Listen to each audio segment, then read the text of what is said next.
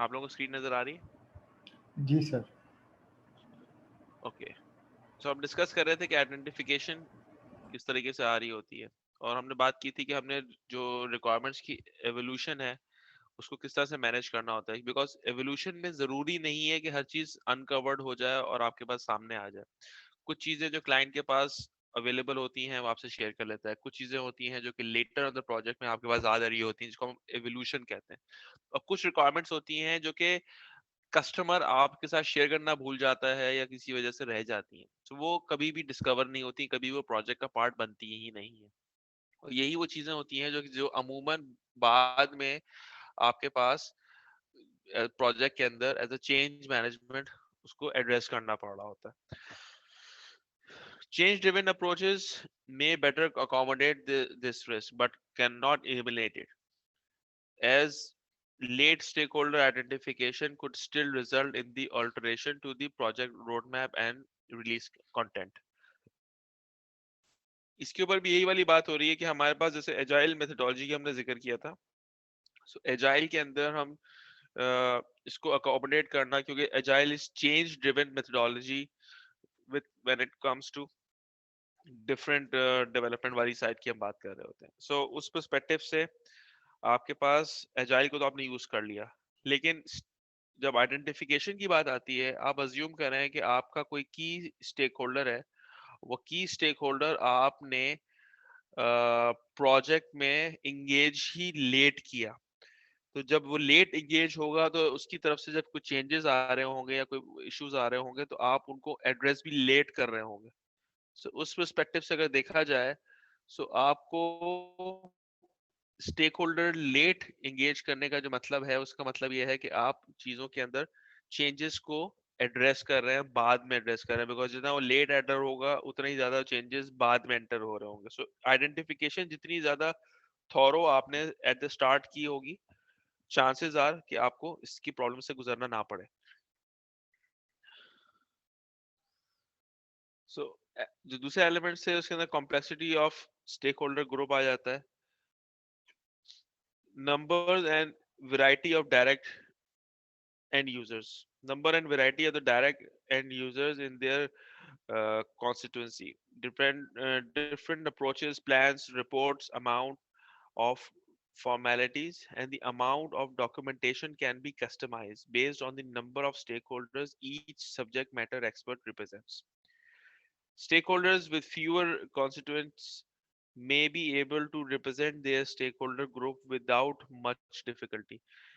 ये सिंपल सी बात है कि आप जिस स्टेक होल्डर की हम बात कर रहे हैं, और हमने बात की थी कि स्टेक होल्डर्स को हम डिफरेंट ग्रुप्स में बना के उनकी अंडरस्टैंडिंग को हम डेवलप करते हैं, तो उसके अंदर आपको ये जरूर देखना पड़ेगा कि जो स्टेक होल्डर्स आप एंगेज कर रहे हैं उनकी नेचर और उनकी कॉम्प्लेक्सिटी और या उनका जो बिजनेस डोमेन है उसके अंदर वो एक जैसे होंगे तो आपके लिए जिंदगी आसान रहेगी।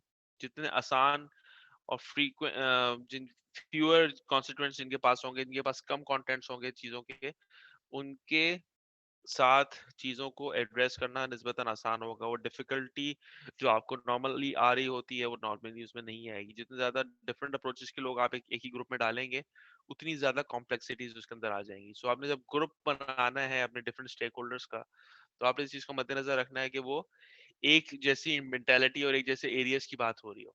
अच्छा, इसका रियल टाइम एग्जांपल की अगर मैं आपसे बात करूं तो रियल टाइम एग्जांपल इस तरीके से हो सकती है कि जी आप एक कंपनी के लिए सपोज कर लेते हैं कि कोई ईआरपी रोल आउट कर रहे हैं, तो आप उसके अंदर जो फाइनेंस डिपार्टमेंट है, प्रोडक्शन डिपार्टमेंट है, एचआर डिपार्टमेंट है, इनके डिफरेंट ग्रुप्स बना सकते हैं। क्योंकि फाइनेंस डिपार्टमेंट के जो स्टेक होल्डर्स हैं, अगर आप उनका ग्रुप बना के उनको लेके साथ चलेंगे तो उन सारे लोगों के जो रिक्वायरमेंट्स हैं वो अमूमन एक ही डोमेन के आसपास होंगे, तो that would be easier for you to manage, because जब भी आप उनसे बात कर रहे होंगे तो आपको दूसरे डिपार्टमेंट्स के बारे में जिक्र करने की जरूरत ज्यादा नहीं है। आप स्पेसिफिकली उनके अपने डोमेन से मुतालिक ज्यादा बात कर सकते हैं।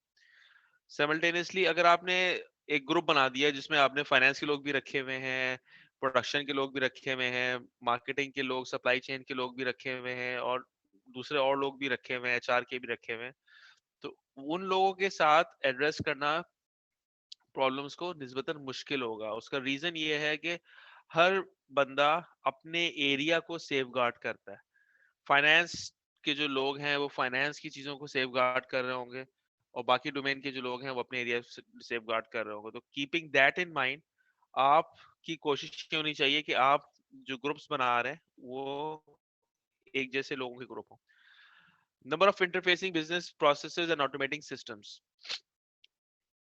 the planning of the planning of the stakeholders who represent those forming complex interfacing and overlapping business processes is different from those who process are more self-contained. ये आई थिंक बड़ा सिंपल सी एक बात है कि आपके पास वो फंक्शंस या वो लोग या वो डिपार्टमेंट्स जिनको एक ही जगह से आपने, जिनका प्रोसेस एक ही जगह पे आता है, शुरू होता है, एक जगह से भी खत्म हो जाता है, वो लोग उनका काम निस्बतन आसान होता है एज कम्पेयर टू जहाँ पे आप मल्टीपल चीजों को लेके चल रहे होते हैं। मिसाल के तौर पे जब हम बात करते हैं प्रोडक्शन डिपार्टमेंट की, एग्जांपल के तौर पे, तो प्रोडक्शन डिपार्टमेंट को उसमें प्रोक्योरमेंट के प्रोसेसेस भी ओवर रूल कर रहे होते हैं। चूंकि वहाँ लोग काम कर रहे होते हैं तो वहाँ पे एचआर के प्रोसेसेस भी ओवर रूल कर रहे होते हैं। सिमल्टेनियसली जो फाइनेंस, बिकॉज प्रोडक्शन की बेसिस के ऊपर आपकी चीजें, उनकी प्राइसिंग और कैलकुलेशन भी हो रही होती हैं, तो उसमें फाइनेंस भी उसका पार्ट होता है। सो जब भी आप किसी इस तरह के फंक्शन पे काम कर रहे होते हैं जिनके प्रोसेसेस दूसरे फंक्शंस और दूसरों चीजों के साथ एंगेज होते हैं, वहां पे आपको थोड़ा चैलेंज फीस होगा। वो चीजें निस्बतन कॉम्प्लेक्स होंगी compare to anything else. Since not all stakeholders can or want to attend all requirement workshops, they can be more easily be persuaded if the workshop pertains to their function and associated with the software application. जैसे आपसे थोड़ी देर पहले बात कर रहा था कि आपने डिपार्टमेंट वाइज अपने स्टेक होल्डर्स को डिस्ट्रीब्यूट कर दिया कि जी ये फाइनेंस के स्टेक होल्डर्स हैं, ये एचआर के स्टेक होल्डर्स हैं, ये सब लोगों के स्टेक होल्डर्स हैं। तो आपने उसको बेसलाइन बनाते हुए डिफरेंट ग्रुप्स बना दिए जो कि ओवरऑल उसको लेके चल रहे हैं। सो उनको आपको ऑनबोर्ड करना किसी चीज के ऊपर निस्बतन आसान होगा और बेहतर होगा कंपेयर टू कि आपने मल्टीपल डिफरेंट ग्रुप्स बनाए हैं उसके।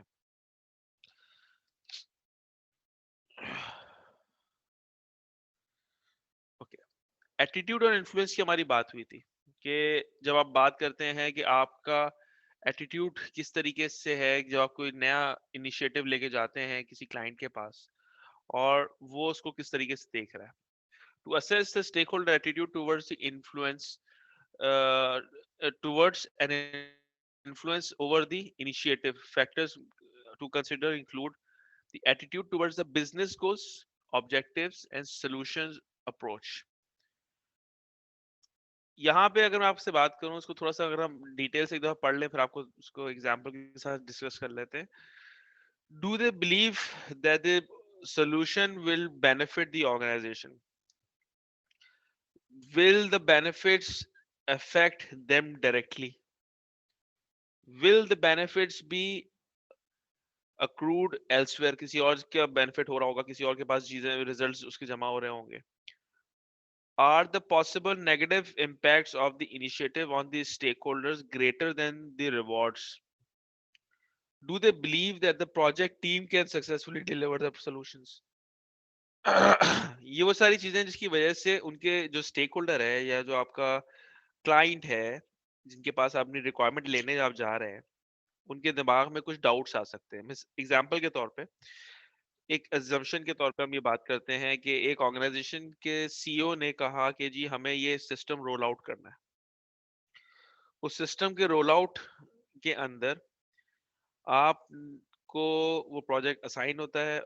आपने आइडेंटिफाई किया कि जी मुझे ये वाली रिक्वायरमेंट्स इस ग्रुप से मिलेगी, ये वाली रिक्वायरमेंट इस ग्रुप से मिलेगी, ये एचआर की रिक्वायरमेंट है, ये फाइनेंस की रिक्वायरमेंट यहाँ से मिलेगी and so on so fourth. उसमें से आप अज्यूम कर लेते हैं फाइनेंस या एचआर के किसी एक डिपार्टमेंट में किसी के पास बैठे हुए, और आप उनसे उस सॉफ्टवेयर के बारे में बात कर रहे हैं। ये बंदा जो है वो ऑलरेडी सड़ा हुआ बैठा हुआ है कि भाई मेरी मैनेजमेंट ने जो है ना एक नया प्रोजेक्ट अपने सर पे ले लिया है, मुझे नहीं लगता कि ये प्रोजेक्ट जो है ना सक्सेसफुल हो सकता है। और आप उससे जब बात करेंगे तो उसके दिमाग में जो सवाल चल रहे हैं, हम सवाल को देखते हैं। Do they believe that the solution will benefit the organisation? उस बंदे के दिमाग में ये चल रहा है कि यार इस सोल्यूशन के अंदर बस कुछ फायदा वायदा होने वाला है नहीं। तो उसका आउटपुट या उसका जो रिजल्ट होगा उस डिस्कशन का, वो बहुत फ्रूटफुल नहीं निकलेगा, क्योंकि वो खुद उस सॉफ्टवेयर की सक्सेस को बिलीव नहीं करता। अगला, will it benefit directly to them, यानी कि अगर ये सॉफ्टवेयर इंप्लीमेंट होगा, अगर मुझे ये फील होता है कि यार इससे मुझे या मेरी टीम को डायरेक्टली फायदा होगा, तो मैं उस काम को करने में ज्यादा इंटरेस्टेड होऊंगा। ऑन द कॉन्ट्ररी, अगर मुझे ये फील होता है कि यार इस प्रोजेक्ट की एग्जीक्यूशन की वजह से मुझे डायरेक्ट फायदा नहीं होगा, तो मैं बहुत ज्यादा एक्साइटेड नहीं होऊंगा उस सारी चीजों को आपसे शेयर करने में, आपके साथ डिस्कस करने में। अगला सवाल, will the benefit accrue somewhere else. यार ये सॉफ्टवेयर बन तो रहा है, लेकिन असल में ना ये हमारे ऊपर ना नजर रखने के लिए बनाया जा रहा है। ये जो है ना मैनेजमेंट की एक चाल है, या फाइनेंस वालों ने अपनी मर्जी से जो है ना हमारे सर के ऊपर एक चीज थोप दी है। तो उसको मद्देनजर रखते हुए जो है ना ये चीज बनवाई जा रही है। इसका रिजल्ट जो है ना हमें कोई फायदा नहीं हो रहा, ये फाइनेंस वालों को या मैनेजमेंट जो है ना वहां पे नजर रख रही है, तो उसके ऊपर उनको फायदा हो रहा है। एक सोच ये वाली भी हो सकती है। Are the possible negative impacts of the initiative on this stakeholder greater than the rewards? यार इसको सीखना पड़ेगा, फिर एग्जीक्यूट करना पड़ेगा। इससे तो आसान था कि यार हम ये पेपर बेस्ड इन्वायरमेंट चला रहे थे, वही चलता रहता। क्या फर्क पड़ता है, आम आदमी ज्यादा आसानी से काम कर सकता है, उसको सीखने की जरूरत नहीं है। इतने पुराने पुराने लोग बैठे हुए हैं, उनको सॉफ्टवेयर इस्तेमाल करना मुश्किल होगा, तो उनके लिए आसान है कि जो है ना यार वो पेपर पे काम कर रहे थे, करते रहते।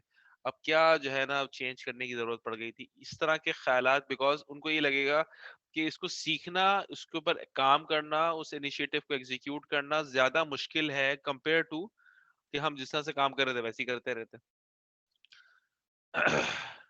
अगला जो दिमाग में सवाल आ सकता है वो ये है कि do they believe that the project team can successfully deliver the solution.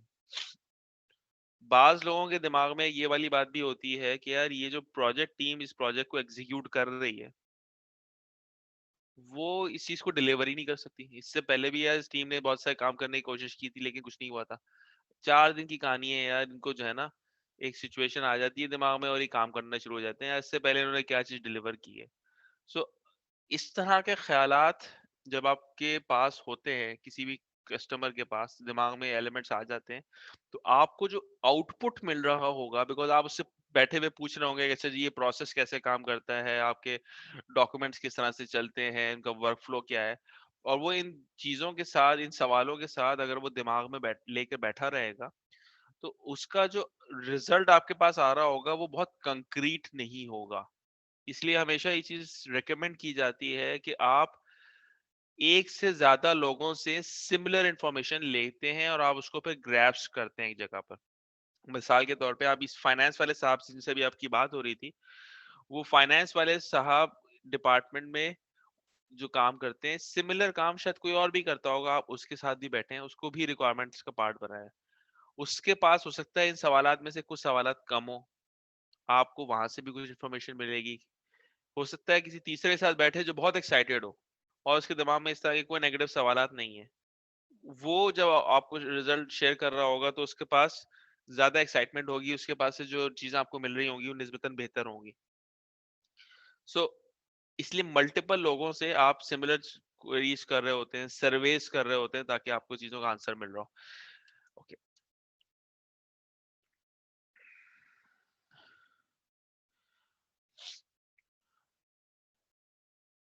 हमने पहले जो था वो सोल्यूशन के बारे में, वो जो उनकी एटीट्यूड थी उसकी बात कर रहे थे। अब हम बात करते हैं कि attitude towards business analysis. Do they see value in defining the requirements. यार ये अब ये वही बड़े मियाँ हैं जिनके बारे में हम अभी फाइनेंस वाले जिनके हम जिक्र कर रहे थे, वही अब ख्याल में आ रहा है कि यार ये जो ये रिक्वायरमेंट करने की जरूरत क्या है यार, दुनिया भर में फाइनेंस का एक स्टैंडर्ड होता है, क्रेडिट डेबिट की एंट्रियां होती हैं, ये खुद ही बना लेते हैं, मतलब मुझे बिठाकर मेरा टाइम बर्बाद करने की क्या जरूरत होगी। तो कीपिंग दैट इन माइंड, वो इस तरह की चीजों को जो है ना आपकी साथ जो बैठ के एक्टिविटी हो रही है उसको ज्यादा वैल्यू नहीं कर रहे होंगे। दूसरा सवाल के दिमाग में आ सकता है, do they present solution and expect the requirements to be contained in the solution and believe that this will enable them to avoid requirement definitions.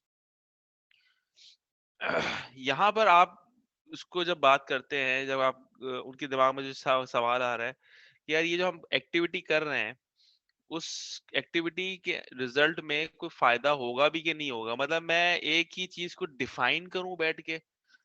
आप समझ सकते हैं कि किसी भी सीनियर, मतलब आप किसी जूनियर बंदे का इंटरव्यू लेते हैं, तो आप इंटरव्यू में उससे पूछते हैं, अच्छा भाई फलाने की चीज की डेफिनेशन बताओ, इसकी डेफिनेशन बताओ, उसकी डेफिनेशन बताओ। आपसे कॉन्सेप्ट चेक करने की जरूरत पेश आती है।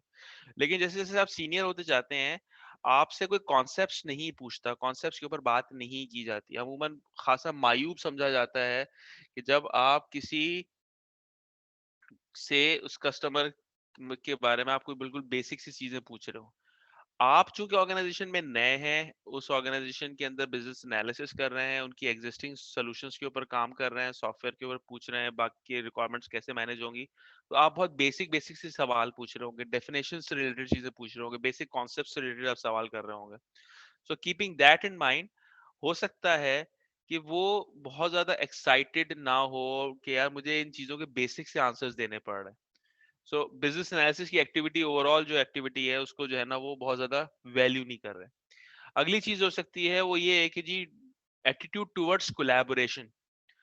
अच्छा, कोलैबोरेट करना एक सर्टेन एनवायरनमेंट के अंदर ये बहुत मैटर करता है कि किस जगह पे आप काम कर रहे हैं। कुछ जगहों पे साइलोज बहुत होते हैं, वहां पे कोलैबोरेशन नहीं भी हो तो भी काम चल जाते हैं, लेकिन कोलैबोरेशन होगी तो ऑफकोर्स अच्छे तरीके से चलेंगे। कुछ एनवायरनमेंट्स इस तरह के होते हैं जहां पे कोलैबोरेशन लाजमी होती है। फॉर एग्जांपल, अगर मैं कुछ जो फास्ट पेस ऑर्गेनाइजेशंस हैं, आईटी कंपनीज हैं, बीपीओ कंपनीज हैं, टीआरजी हो गई, आईबेक्स हो गई, इन सारी जगहों पे कोलैबोरेशन इज द की। आप जितना फास्ट पेस होंगे उतना ज्यादा कोलैबोरेट करके ही चलना आपके लिए जरूरी होगी। इसी सिचुएशन के अंदर बाज लोग कोलैबोरेट करने में थोड़ा सा हिचकिचाते हैं, वो ज्यादा एक्साइटेड नहीं होते कोलैबोरेट करने में। उनके दिमाग में सवालात किस तरह के हो सकते हैं, have they had success in previous collaboration effort, से हो सकता है उनसे पिछले कुछ काम किए हों जिसके अंदर वो उनको रिजल्ट्स अच्छे ना मिले हों because of collaboration. Does the organisation reward collaboration? मुझे क्या फायदा मिल रहा है यार, मैं क्यों उसके साथ बैठूं और उसके मसलों को सॉल्व करूं, और अपने काम करना काम है मेरे पास, मुझे उसके साथ बैठ के क्या फायदा है? मेरा काम खत्म हो गया, मैं तो घर जा रहा हूँ भाई। मुझे क्या जरूरत पड़ी है किसी दूसरे डिपार्टमेंट के काम को हेल्प आउट करने की, चीजों को मैनेज करने की?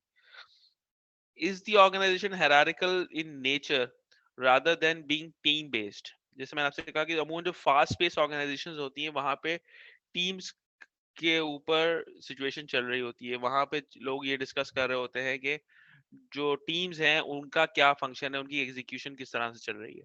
और कुछ ऑर्गेनाइजेशंस होती हैं जहाँ पे चीजें बहुत हेरारिकल चल रही होती हैं कि जी, ये डायरेक्टर साहब हैं, इनके नीचे असिस्टेंट डायरेक्टर होंगे, इनके नीचे जनरल मैनेजर होंगे, इनके नीचे मैनेजर साहब होंगे, फिर असिस्टेंट मैनेजर होंगे, फिर फलाने लोग होंगे, फिर सुपरवाइजर होंगे।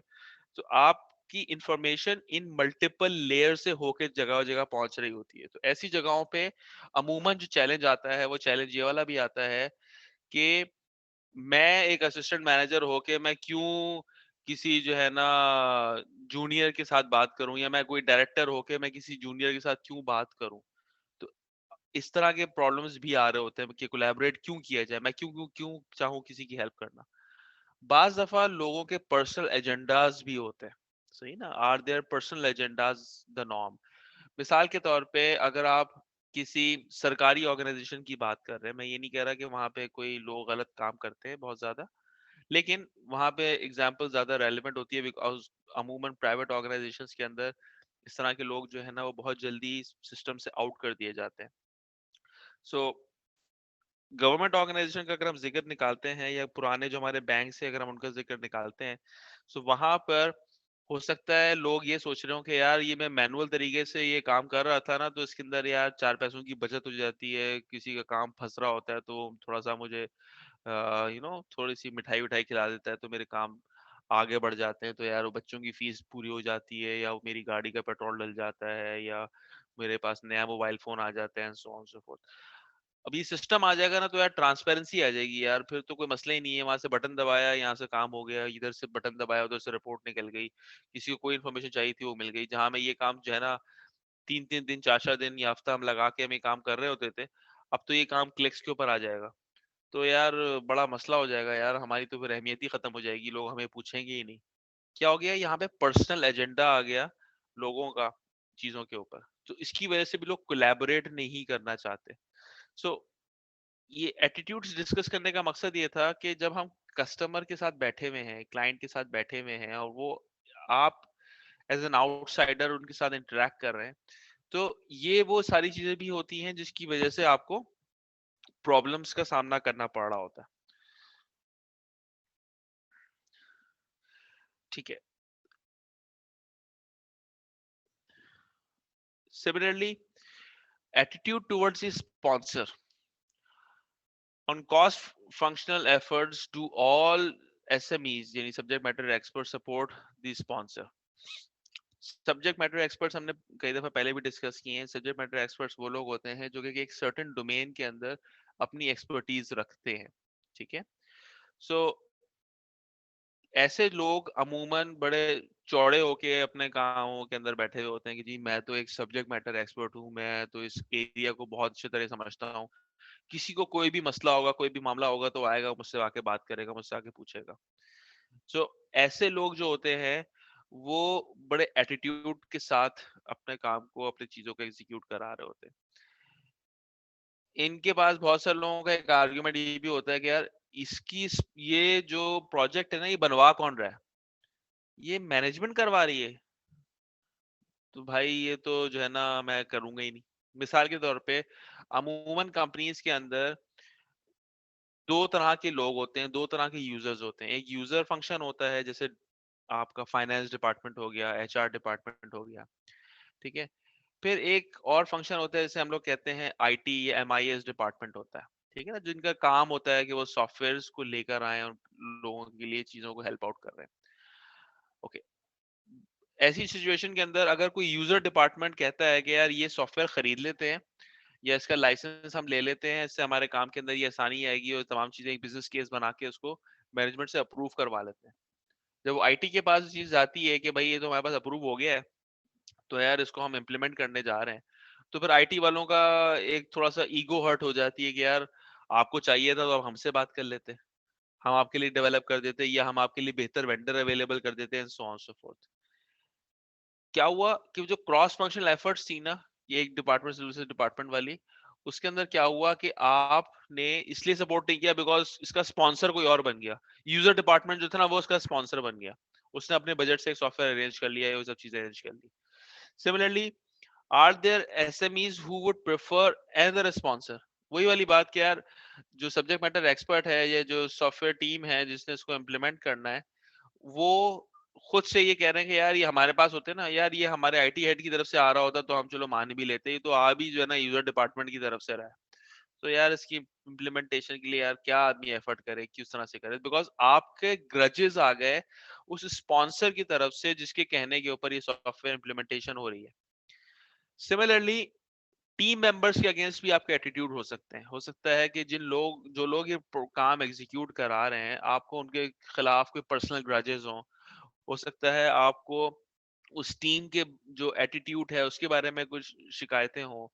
ये भी हो सकता है कि उस स्टेक होल्डर को ये डाउट हो कि यार ये काम अगर ये लोग एग्जीक्यूट करेंगे तो इसमें ये फायदा, ये नुकसान, उस तरह के मामला होंगे, और ये इससे पहले भी प्रोजेक्ट्स को फेल कर चुके हैं जिसकी बिना के ऊपर हम इनको इंगेज कर रहे हैं। तो इस तरह के बहुत से मफरूजे और बहुत सारे ख्यालात होते हैं जिसकी बेसिस के ऊपर जो स्टेक होल्डर होता है वो बैक ऑफ हो जाता है कि यार मैं क्यों हेल्प करूं किसी भी टीम मेंबर की जिसके पास मुझे पता है कि यार उसने प्रोजेक्ट को फेल कर देना है।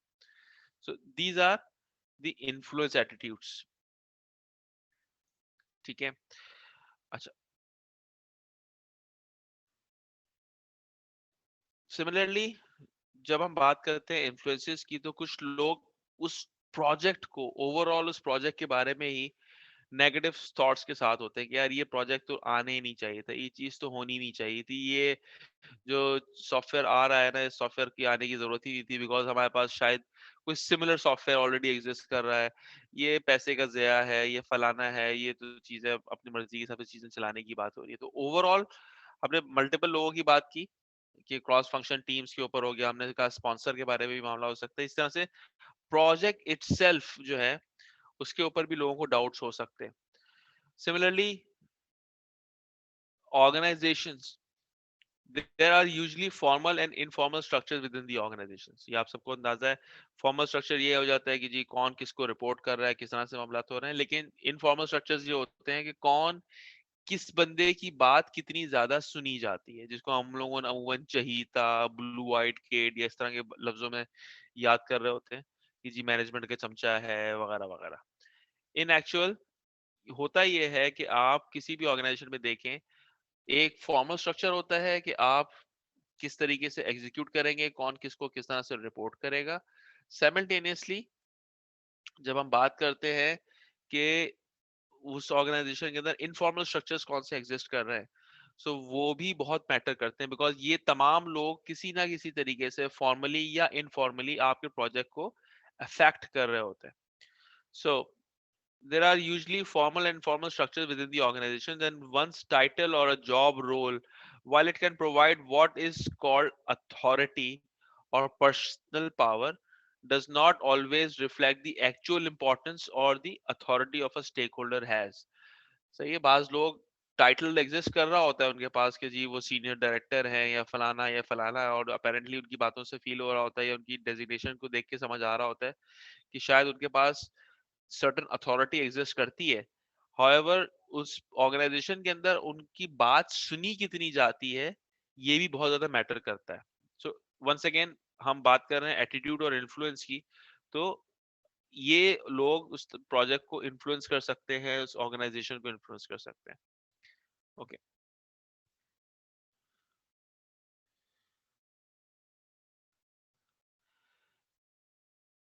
Influence needed for the good of the project. The business analyst should analyze how much influence is needed to make the project succeed compared to the amount of influence the key stakeholders such as the project sponsor have. अच्छा, ये एक थोड़ा सा tricky मामला है. आपको इस बात का बहुत अच्छे तरीके से अंदाजा है कि हम जिस जगह रहते हैं, जिस जगह काम करते हैं, या जिस क्लाइंट के लिए भी हम इंटरेक्ट कर रहे हैं, गर्ज कुछ भी कर रहे हैं, अगर सॉफ्टवेयर इंडस्ट्री के अंदर या किसी भी चीज के अंदर, we are doing it for people. And when we are doing anything for people, there are chances के आपको कहीं पर बहुत लोगों के साथ उनके जरूरत के हिसाब से एंगेज होना पड़ता है.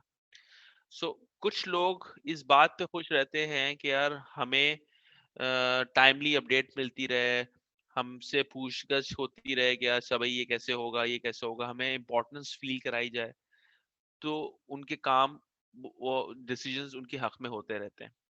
कुछ ऑर्गेनाइजेशंस के अंदर बहुत डायरेक्टिव तरीके से काम किया जा रहा होता है, डिक्टेटरशिप के तरीके से काम होता है कि भाई ये कह दिया तो ये कह दिया, ये होना है तो ये होना है.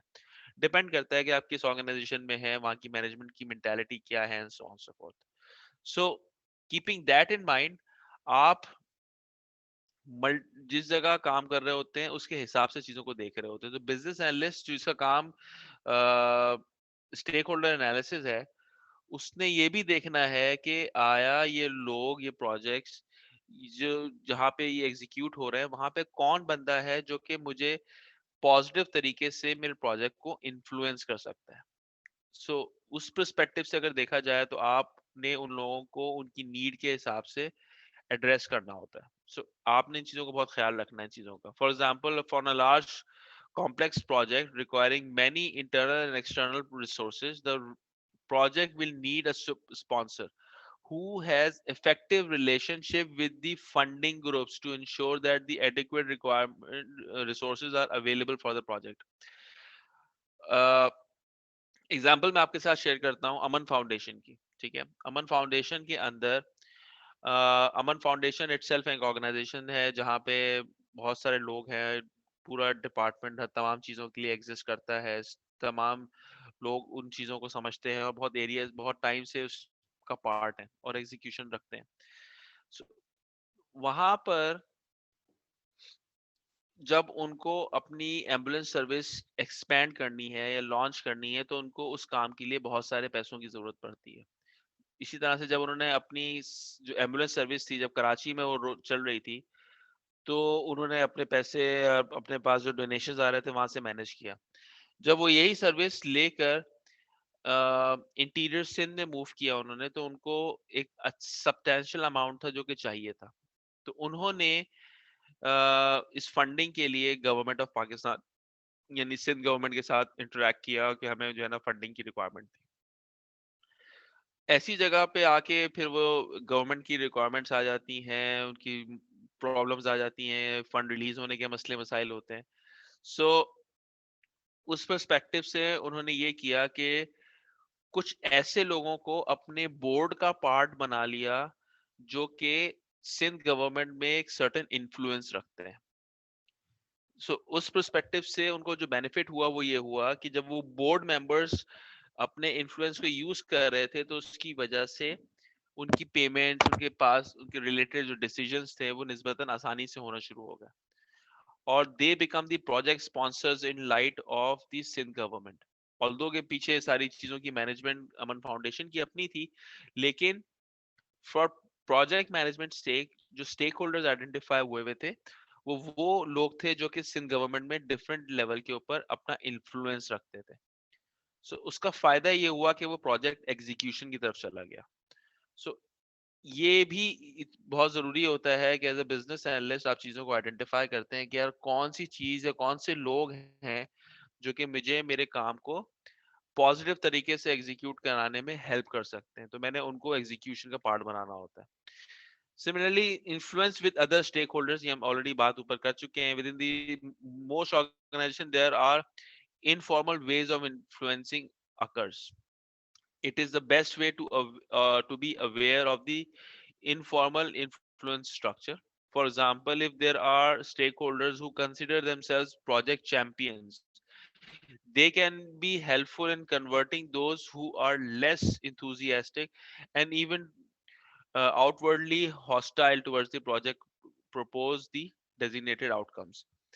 अच्छा, जब आप देखते हैं कि आप किसी प्रोजेक्ट के ऊपर एग्जीक्यूशन कर रहे हैं या बिजनेस एनालिसिस आप कर रहे हैं और यू फाइंड आउट कि यार सही है, मुझे थोड़ी सी नेगेटिव इम्पैक्ट है या नेगेटिव एटीट्यूड है जो कि डिफरेंट स्टेक होल्डर्स की तरफ से मिल रहा है। ऑन द कॉन्ट्ररी कुछ स्टेक होल्डर्स हैं जो कि आपको नजर आ रहा है कि यार ये बहुत चीजों को पॉजिटिव तरीके से लेके चलते हैं। सो आप ऐसे लोगों को इस्तेमाल करते हैं और उनको यूज करके आप जो नाराज स्टेक होल्डर्स हैं या जो नेगेटिव इम्पैक्ट रखने वाले स्टेक होल्डर्स हैं आप उनको इंगेज करना शुरू करते हैं, बिकॉज आपसे ज्यादा उसी ऑर्गेनाइजेशन के वो जो लोग हैं वो एक दूसरे के करीब होंगे, वो उनकी बात को ज्यादा तरजीह देंगे कंपेयर टू योर्स। सो उस मुनासबत से अगर देखा जाए तो ऑर्गेनाइजेशन जो है वो ऐसे लोगों को तरजीह देती है, उनको प्रोजेक्ट चैंपियंस बना के एग्जीक्यूट करवाती है कि यार आप आए और आके जो लोग नेगेटिव इम्पैक्ट रखते हैं उनको उस तरफ लेकर आ सके। So this is another way of actually doing things. अच्छा, आप सब लोग खासे खामोश हैं तो मुझे समझ नहीं आ रहा कि आपकी समझ में आ रहा है कि नहीं आ रहा है। ओके, सो प्लीज अगर मुझे आप कहीं होल्ड करना चाहें तो प्लीज होल्ड कर लीजिएगा। ठीक है, अभी तक तो सिर्फ मैं बोल रहा हूँ रेडियो पे। अगर आप लोगों को कहीं लगे कि मैं तेज जा रहा हूँ या कोई चीज क्लैरिटी चाहिए, कंफ्यूजन हो रही है, तो प्लीज होल्ड मी बैक। ठीक है। Okay sir. Okay, once again हम एलिमेंट्स को ही डिस्कस कर रहे हैं और मैं बात करते हैं कि जी authority level for business analysis work. Identify which stakeholders will have authority over business analysis activities in relation to both business analysis work and product deliverables. Such stakeholders may have authority to approve the deliverables. हमने उनका ख्याल रखना है कि जो हमारे काम को अप्रूव या डिसअप्रूव कर सकते हैं। हमारे एज अ बिजनेस एनालिस्ट हमारे जो डिलिवरेबल्स हैं अमूमन वो रिक्वायरमेंट डॉक्यूमेंट्स होते हैं। हमारे पास जो वायर फ्रेम्स होते हैं जिनकी बेसिस के ऊपर हम अपने प्रोडक्ट को एलिसिटेट करते हैं उनकी रिक्वायरमेंट्स के अगेंस्ट। सही है, तो कुछ स्टेक होल्डर्स हमें ये आइडेंटिफाई करना होता है कि जो डिलिवरेबल्स को हमारे अप्रूव कर सकते हो। Inspect and approve the requirements. कौन लोग हैं जो कि हमारी रिक्वायरमेंट्स को अप्रूव कर सकते हैं, कौन से लोग हैं जो इंस्पेक्ट करेंगे, जो जिनके ऊपर देखना चाहिए। मिसाल ले लेते हैं, आप एक थर्ड पार्टी किसी कंपनी के लिए कोई सॉफ्टवेयर है जो आप डेवलप कर रहे हैं, ठीक है, और आप वहां जाते हैं और जाके काम अंडरस्टैंड करते हैं, उसके अगेंस्ट आप एक सॉफ्टवेयर का एक रिक्वायरमेंट सेट बनाते हैं और रिक्वायरमेंट सेट को अगर आप देते हैं तो वही कंपनी कहती है भाई ठीक है यार हम तो बिजनेस यूजर्स हैं, एक काम करो, ये जो आईटी के मैनेजर साहब हैं, इन ये डॉक्यूमेंट को एक दफा पढ़ लें, और अगर क्योंकि टेक्निकल डॉक्यूमेंट है तो इनकी तरफ से अगर ओके आ जाता है तो हम ओके कर देंगे इसको। तो इसका मतलब ये है कि कोई ऐसा बंदा भी है जो कि आपके काम को इंस्पेक्ट कर सकता है, चेक कर सकता है। तो उस पर्सपेक्टिव से आपने उसको भी as an stakeholder account for करना होता है। ठीक है। Request and approve changes. कौन लोग हैं जो कि आपके काम के अंदर चेंजेस रिक्वेस्ट कर सकते हैं या अथॉरिटी रखते हैं चेंज करवाने की, और कौन से लोग हैं जिनके कहने के ऊपर वो चेंजेस आपकी रिक्वायरमेंट्स का पार्ट बन जाएंगी। सो आपने उनको भी अकाउंट फॉर करना होता है। Approve the requirement process that will be used, यानी कि आपने उन सब लोगों को जो रिक्वायरमेंट प्रोसेस में यूज हो रहे हैं उनको भी लेके साथ साथ चलना होता है। Review and approve the traceability structure, कि कौन सी चीज किस लेवल से आई थी, किस फंक्शन की तरफ से, और किस बंदे ने क्या इन्फॉर्मेशन शेयर की थी। आपने उसको भी देखना है कि वो रिक्वायरमेंट्स किस जगह से आ रही है। तो आपने वो लोग जो कि उस स्ट्रक्चर को गवर्न करते हैं एंड यूजर की तरफ से या कस्टमर की तरफ से, तो आपने उनको यूज करना होता है कंसीडरिंग कि जो है ना वो किस तरीके से आगे लेके चल रहा है। स्पेशली उन लोगों को जिनके पास वीटो होती है, यानी वीटो प्रपोज रिक्वायरमेंट्स हु और सॉल्यूशंस इंडिविजुअली और इन अ ग्रुप। कुछ लोग आपके पास ऑर्गेनाइजेशन में होते हैं जिनके पास ये अथॉरिटी होती है कि भाई उन्होंने मना कर दिया तो मना कर दिया, अब आप सर धड़ की बाजी लगा ले लेकिन वो चीजें चेंज नहीं होंगी। सो ऐसे लोगों को भी आपने अपने स्टेक होल्डर्स की लिस्ट के अंदर बहुत ज्यादा अपने साथ लेके चलना है। माइंडेड कि अभी हम जिस एक्टिविटी का पार्ट है वो कहलाती है स्टेक होल्डर एनालिसिस। हम उन लोगों की ग्रुप्स के ऊपर बात कर रहे हैं, उनके एटीट्यूड्स और इन्फ्लुएंस की बात कर रहे हैं, हम उनकी अथॉरिटी पे बात कर रहे हैं कि किन चीजों के लोगों का हमने ख्याल रखना है, किन चीजों को हमने मद्देनजर रख के उनके साथ किस तरह का एटीट्यूड और किस तरह की चीजों को हमने पार्ट बनाना है। सो उस पर्सपेक्टिव से हम चीजों को देख रहे हैं। तो अभी हम जिन चीजों की बात कर रहे हैं, this is the authority level के हमारे पास बिजनेस एनालिसिस के काम के अंदर कौन से लोग हैं जो कि हमारे डिलीवरेबल्स को एक्सेप्ट अप्रूव कर सकते हैं, कौन लोग हैं जो चेक करेंगे, कौन लोग रिक्वेस्ट कर सकते हैं किसी किस्म की चेंज साइमल्टेनियसली, कौन से लोग हैं जो कि उस प्रोसेस को वो अप्रूव कर रहे होंगे, कौन सा बंदा है जिसका डिपार्टमेंट है जहां से या फंक्शन है या टीम है जहां से चेंजेस आ सकती हैं, या वो अथॉरिटी रखता है कि वो वीटो कर दे कि जो भी हमारे पास आ रहा है हम उसको एक्सेप्ट नहीं कर रहे। सो आप इन तमाम लोगों को आपने अकाउंट फॉर लेके चलना होता है। जर्नल टेक्निक्स क्या होती हैं इन चीजों को एग्जीक्यूट कराने की? एक्सेप्टेंस एंड इवेल्युएशन क्राइटेरिया की कोई ना कोई डेफिनेशन आपके पास होनी चाहिए। अच्छा, इसका मतलब क्या है? इसका मतलब ये है कौन सी चीज आप या कस्टमर ये कहेगा कि जी ये मुझे एक्सेप्टेबल है। क्या चीज होगी, क्या डेफिनेशन है उस चीज की कि ये चीज एक्सेप्टेबल है। फॉर एग्जाम्पल ऑर्गेनाइजेशन ये कहती है कि जी अगर मेरे आईटी डिपार्टमेंट को वाले इसको एक्सेप्ट करेंगे तो ये मुझे एक्सेप्टेबल होगा, या जी बिजनेस ओनर्स की तमाम रिक्वायरमेंट्स फुलफिल हो रही होंगी और उसका जो बिजनेस डिपार्टमेंटल हेड है वो, या यदि फंक्शनल यानी फाइनेंस डिपार्टमेंट का हेड हो गया या एचआर डिपार्टमेंट का हेड हो गया, अगर वो ओके कर देते हैं तो मेरे लिए वो चीज एक्सेप्टेबल है। सही है। इवेल्युएशन क्राइटेरिया क्या होगा? आपने मेहनत करके एक चीज बनाई है, आपने वो रिक्वायरमेंट सेट जनरेट किया है, लोगों से मिले मिलाए हैं और सारे काम आपने किए हैं, तो उसकी बेसिस के ऊपर आपने एक डॉक्यूमेंट जनरेट किया जिसमें आपकी सर्टेन एफर्ट है जो लगी है, उसको मद्देनजर रखते हुए आपने जो चीज